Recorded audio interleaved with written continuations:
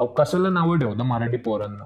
उलट अभिमान बाळगा की पैशासाठी मराठी पोरं काहीही काम नाही करत. नाहीतर एवढ्या बेरोजगारीमध्ये महाराष्ट्राचा बिहार झाला असता. बऱ्याच लोकांची कंप्लेंट असते की हॉटेलमध्ये मराठी पोरं वेटर क्लीनर म्हणून काम नाही करत. बिगारी कामगार मराठी नाही भेटत. मराठी पोरं बेरोजगार राहतील पण पडल ती कामं नाही करत, आळशी असतात. आणि त्यासाठी बाहेरचे लोक कामाला ठेवायला लागतात. का नाही करत आपली पोरं अशी कामं? कोणी अभ्यास केलाय का?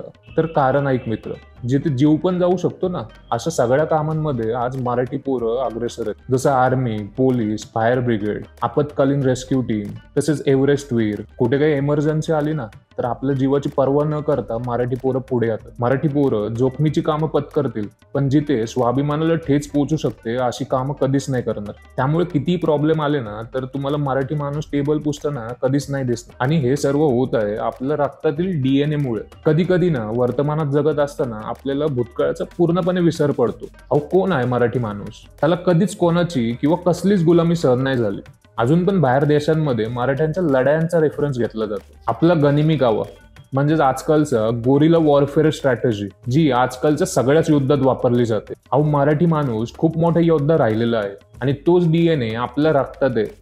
आपल्या रक्तात स्वाभिमान एवढा आहे ना की किती संकट आली ना तरी मराठी माणूस आपल्या स्वाभिमानाशी कधीच तडजोड नाही करत. अहो 10 मधला एखादा मराठी मुलगा आळशी असू शकतो, पण सगळेच नाही ना. हे लक्षात घ्या की मराठी मुलाच्या गुणांप्रमाणे त्याला काम नाही मिळत आणि त्याचा DNA त्याला परिस्थिती पुढे झुकू देत नाहीये. शेवटी मोडेल पण वाकणार नाही, असंच राहणार मराठी माणूस. इथे घराघरात लीडर आहेत, योद्धे आहेत.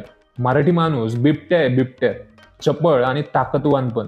तो शारीरिक दृष्ट्या कणखर तर आहे, पण त्याचबरोबर डोक्याने पण हुशार आहे. हे गुण खूप कमी समाजामध्ये राहिलेले आहेत. त्यांना त्यांच्या असाधारण गुणांप्रमाणे काम द्या. नावं ठेवत त्यांचा आत्मविश्वास मोडून समाज भरकटवू नका मंडळी. आणि मराठी पोरांनो, तुम्ही तुमच्यामधील गुण ओळखा आणि त्याप्रमाणे नोकरी करा, बिझनेस करा किंवा समाजसेवा करा. शोधा म्हणजे मार्ग सापडतील. मित्र किंवा भावंडांसोबत मिळून संघटित प्रयत्न करा. टीमवर्क केल्याने गोष्टी लवकर साध्य होतात. हिंदवी स्वराज्यानंतर आता गरज आहे आर्थिक स्वराज्याची आणि आता आपण त्यात पण झेंडे गाडायचे. आणि तुम्ही कधी पण मला व्यावसायिक मार्गदर्शनासाठी दिलेल्या नंबरवर कॉल किंवा मेसेज करू शकता.